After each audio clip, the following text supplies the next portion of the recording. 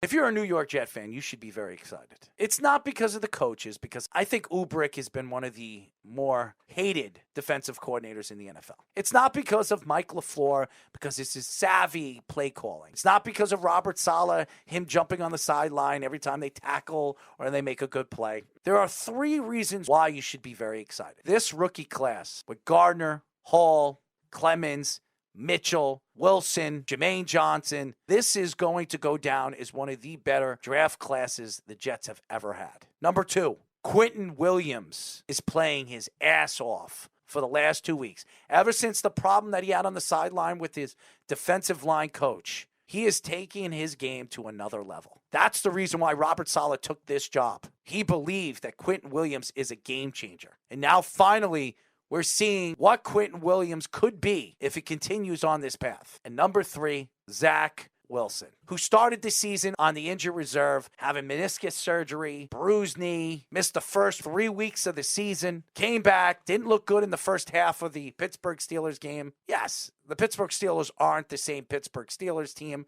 with TJ Watt and that dominant defense. But losing the lead like they did in the third quarter, coming back in the fourth and played a flawless fourth quarter showed me something. And then at MetLife Stadium, yes, against a third-string quarterback. It wasn't Teddy Bridgewater who got hurt early in the game because of the Gardner tackle. It wasn't Tua who was on concussion protocol. Or as the Dolphins like to call it, a back injury. Yes. It was a third-string quarterback named Thompson. You still had to defend against Waddle. You still had to defend against Tyreek Hill. You still had to defend against that running game. You still had to play against that defense, one of the better defensive teams in the NFL. And you put up a 40 spot against a very good defense. But what they did was show what they can do when they play like a team. That was the first game that the defense, the offense, and the special teams played in sync with each other. I don't care what Robert Saleh says at the end of the game, how excited he is. It really doesn't mean anything to me because they did play against third-string quarterbacks. All 3 of their wins this year were against backup quarterbacks. What does that tell you? You play who's in front of you. But what I will say about this team is they have not played with any quitting in their mind. They have not quit. They played hard all the way through the fourth quarter, even when the game looks in doubt. That shows you the heart of this team. That shows you the heart of their coach. That shows you the heart of where these players believe they could be by the end of this season. And it also shows that evolution of Zach Wilson, adversity against them. The Dolphins did a great job at shutting the primary receivers down in that game. Corey Davis, Garrett Wilson were both in the 30-yard range. And Zach Wilson adjusted well. That coaching staff adjusted well. But I think Zach Wilson created a lot more than even what the play calling was showing, too. And that was something he didn't do for a while. He was always a first-read guy, sometimes force-fed Corey Davis at certain points. Second half of the season last year with Elijah Moore before he got hurt. I thought Zach Wilson had a very creative outlook to the way he played the quarterback position. Breece Hall, getting him involved with the receiving game, very key. You've seen Tyler Conklin, even though he's dropped some passes in recent weeks, finally getting utilized as that receiving tight end, which we were thinking he's going to be more of a blocker. I think Zach Wilson's play as a whole, beyond the numbers, has grown because of that. They attack the slot area very well. So the Dolphins, even though Xavier Howard and Byron Jones both have been kind of down since their contracts, are still pretty good corners. They attack the slot areas and did a very good job with that. And the defense, even though the Miami's offensive line isn't great, they finally got a pass rush, which is something that the Jets fans have been itching for a while. And here's a name that I believe was the player of the game, and that was Breece Hall. Breece Hall is going to be a star in this league. I don't know why anybody let this guy fall to the second round. This guy was a first-round draft pick. I don't want to hear about running backs should not be drafted in the first round. If he's as explosive as this player is, he is worthy for a first-round draft pick. And I think he has a lot to prove, not just to the Jets, to the NFL. For the teams that passed up on him. The Jets had to move up. They traded with the Giants to get him. Yeah, and the Giants just drafted a receiver that's been hurt all year.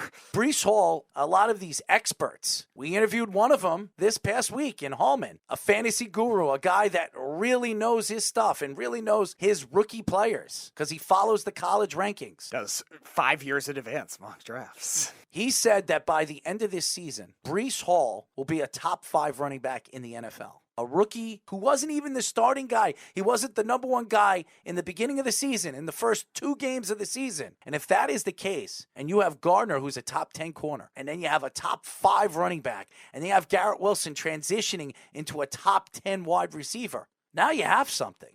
You have a bunch of young players you can build on. Moving into next year, where I believe next year will be the year where this team is going to transition into an every year playoff type of team. Here's the thing with those two positions. Garrett Wilson, again, he's got a lot of competition with the wide receivers in terms of moving up the rankings, but he looks like a top 10 route runner at the very least. We've seen a lot of running backs emerge right away, even if they don't get drafted early and have instant impacts where people think of them as a top 5 right away. Look at Jonathan Taylor his rookie year. Look at Saquon Barkley his rookie year. Zeke his rookie year. All these guys that everyone was cementing based on the rookie season. So it's not crazy to think that Breece Hall can't be that type of guy if he continues to have this kind of volume. Got 18 carries, got all those receiving yards, got targeted a lot. That's a good chance for that to happen. And same thing with Sauce Gardner too. A lot of these young corners that are drafted really early having instant impacts with their teams. And Sauce Gardner's gotten some good competition so far and it really has won a lot of those battles. Quincy Williams coming back this week. Everybody thought it was an intensive injury that he had a couple of weeks ago. Coming back as fast as he has with the high ankle sprain. My friend Eric was telling me on the phone that his season is over, carted off the field, and usually when that happens,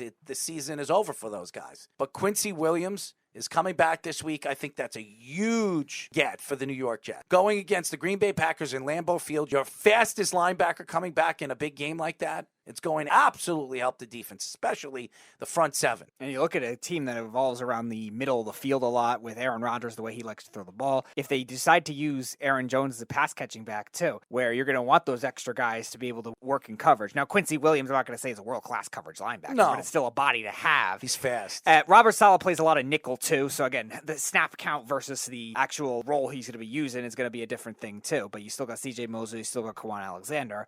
And the Packers' offensive line has had some issues, too. So if the Jets maybe bring an extra guy to blitz, too, they could drop Quincy Williams back. They could even him as the extra rusher, too. So definitely a piece that they could use as a game planning perspective for Robert Saleh. I believe the Jets are the real deal. When you look at the big part of their schedule, especially in the beginning of the season, a lot of people would have thought that the Jets were going to be 0-5 or 0-4 going into week 5 or 6. It's been miraculous. They're 3-2. They have a chance this week, possibly, if somehow Kansas City wins against Buffalo and the Jets win and Miami loses, the Jets would be the number 1 team in the AFC East. And who would have thought that in week number 6? Incredible chase for the New York Jets. And this is one of the younger teams in the NFL. There's something to be excited about. You have all these young players, and most of them are under contract. Besides Quinnen Williams, all those young players are under contract for a significant amount of time. You have a young quarterback that's developing right in front of your eyes. We saw this in Josh Allen his second year. And Josh Allen, he broke out in his third year. We want to see growth this year with Zach Wilson, make plays and not make mistakes. And then next year, we expect a breakout season, just like Josh Allen. 26 touchdowns, 8 interceptions. He's amongst the league's best in quarterback rating and passing percentage. If he can do that, the Jets have a top 10 quarterback in the NFL, and you can win with a top 10 quarterback. And one thing the Jets might not have to do that Buffalo had to do to get Josh Allen that big boost in his third year, they might not have to trade for a Stephon Diggs. They might have one on their team with Garrett Wilson in the future. Absolutely. They have some weapons. For the first time in a very long time, with Breece Hall and Michael Carter, Conklin, and C.J. Osama, Elijah Moore, they have a chance to be explosive. And I don't know if Mike LaFleur is the answer, but what I do know is Zach Wilson is growing. Garrett Wilson is for real. Breece Hall is for real. This team is for real. And they have some good young players they can build around for the future. So if you're a Jet fan, I am a Jet fan. I am very excited. Win or lose this week against the Green Bay Packers, it's been a very fun and a successful season so far going into week number 6 for the New York Jets.